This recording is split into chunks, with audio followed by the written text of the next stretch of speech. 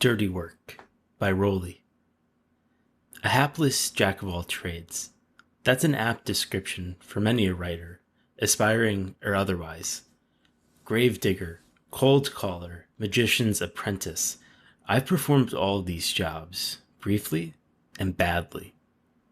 I've gratefully forgotten a lot of my early gigs, but I could never forget Aldermaston, the first person to employ me in a remotely literary capacity. I don't know if Aldermaston was the man's given name or surname. I was never bored enough to ask. But I do know that fate drew the two of us together one spring morning, a pair of decades ago. Like most young writers, my AM routine consisted of opening the newspaper.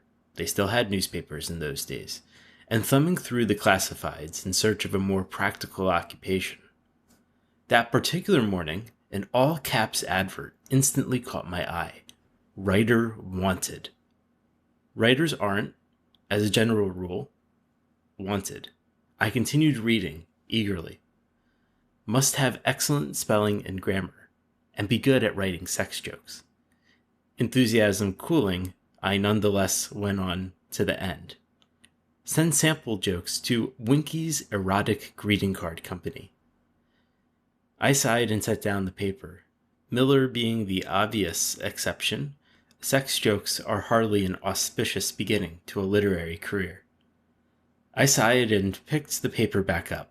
My rent was almost a month overdue.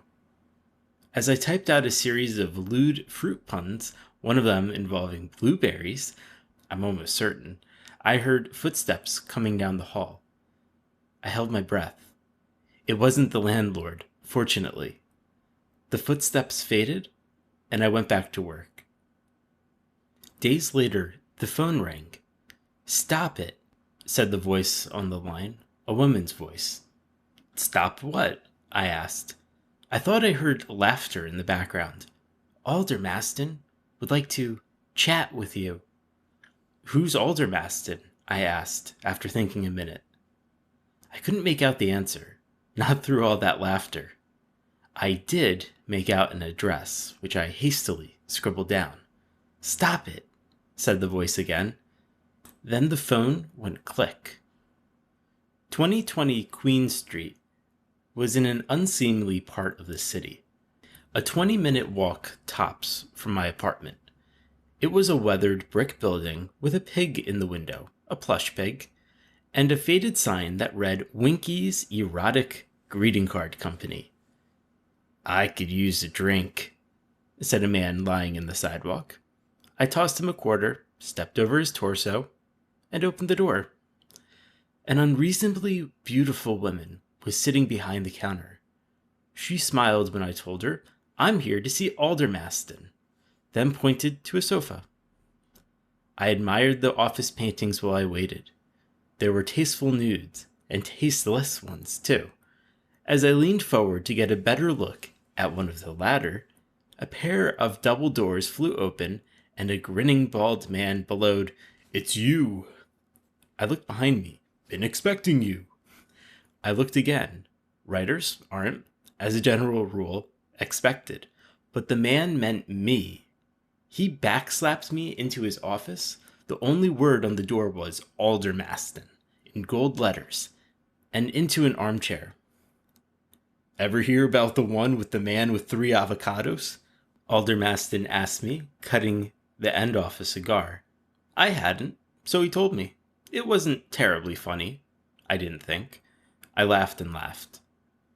Then he told me the one about the piccolo and the humpback whale. Aldermaston blew smoke rings until I recovered.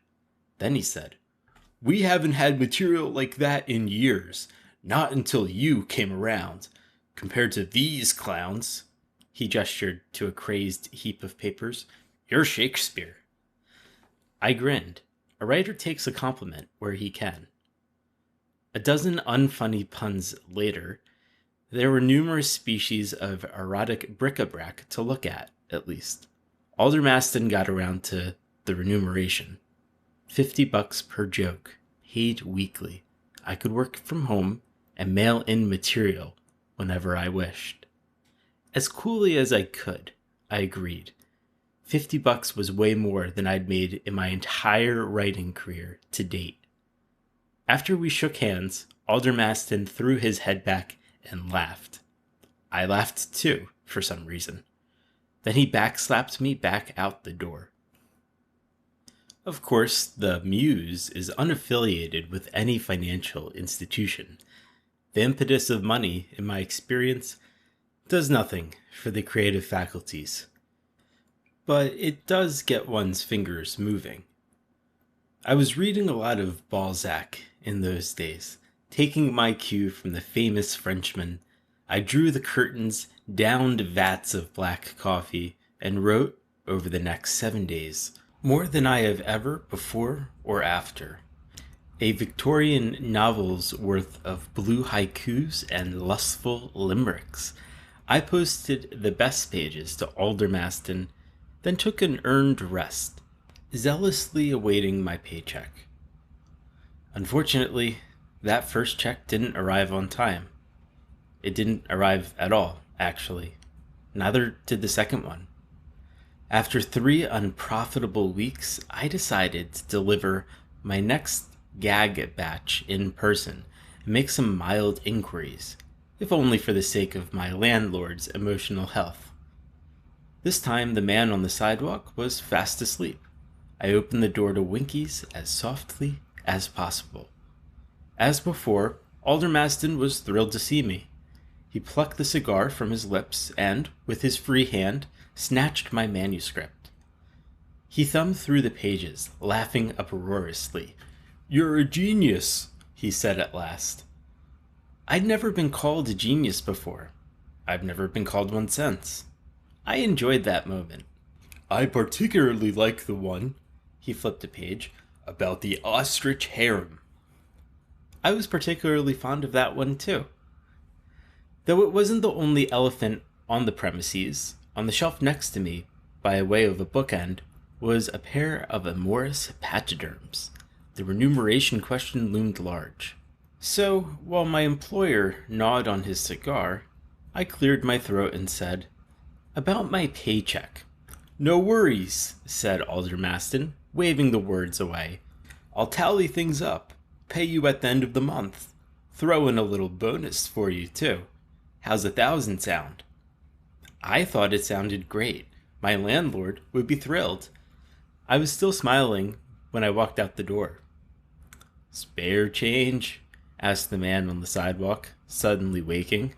I was feeling generous, so I tossed him a quarter, my last one. The end of the month arrived promptly. The paycheck didn't. Forget whiskey. A writer's best friend is the instinctive inkling that he's being ripped off. That misgiving, interjecting itself between every body bon mot and double entendre, was beginning to murder my productivity. I couldn't write another dirty word until I cleared up money matters with Aldermaston. So I called the office. "He's not here," said his secretary. I was sure I heard whispering in the background. "When will he be back?" I asked. More whispering. "Next Friday?" she guessed. The woman didn't sound overly hopeful. "Then tell him to expect me," I said as portentously as possible, "on Friday." For some reason, the secretary laughed. She had a good, long laugh, actually. Then she said, "Okay." And the phone went click. Over the next week, to preserve my sanity, I wasn't making any money anyways, I decided to write a short story. The story was about a doomed author. The idea just came to me. I stuffed the finished story into an envelope addressed to a very large magazine. One might as well be delusionally ambitious, and walked it to the post office. On the stroll home, I dreamed up a dozen or so ways to murder my so-called employer. Some of them were quite inventive. I wasn't serious, of course. I was only half serious. It was cathartic. Friday rolled around. To my surprise, I wasn't dreading the confrontation with my employer. I was actually looking forward to it.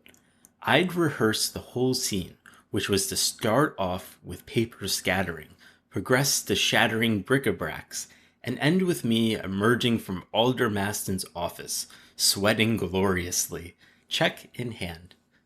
I stormed down Queen Street that afternoon with more vigor than I'd felt in ages. I leaped over the man on the sidewalk. He seemed to be meditating, and was about to burst open the door when something caught my eye. It was the Winky's sign. The sign was missing. So was the plush pig. In the latter's place was a demure placard with "For Lease" printed on it. I still tried the door for some reason. Locked, of course. I wasn't sure else what to do, so I squinted through the window. Except for a broom handle and what looked like a ruined blonde wig, the place was bare. "You could really use a drink," said the man on the sidewalk, tossing me a quarter. He was right. I woke the next morning with a broken head, so it felt, in serious need of cheering. So I checked the mailbox. The Daily Mail is, alas, the highlight of a writer's waking life. The only thing in the box was a slim envelope bearing the return address of a very large magazine. Instead of the expected rejection slip, however, the envelope contained a check, a generous one. Magazines still sent generous checks in those days. I couldn't believe my good fortune. Neither could my landlord. Things kept improving for me after that. I can't say the same for Aldermaston. Though I never saw my old employer in the flesh again, I did see him briefly on television, on the evening news. An unreasonably large man was escorting him from the courthouse doors into the back of a large cop car. I never did hear what he'd been sentenced with. I've never been bored enough to look into it. A writer knows too much already. 20-odd years on, I still think of Aldermaston from time to time. Whenever I do, I grimace inwardly. I struggle somewhat for breath. Then I laugh and laugh. I have no idea why.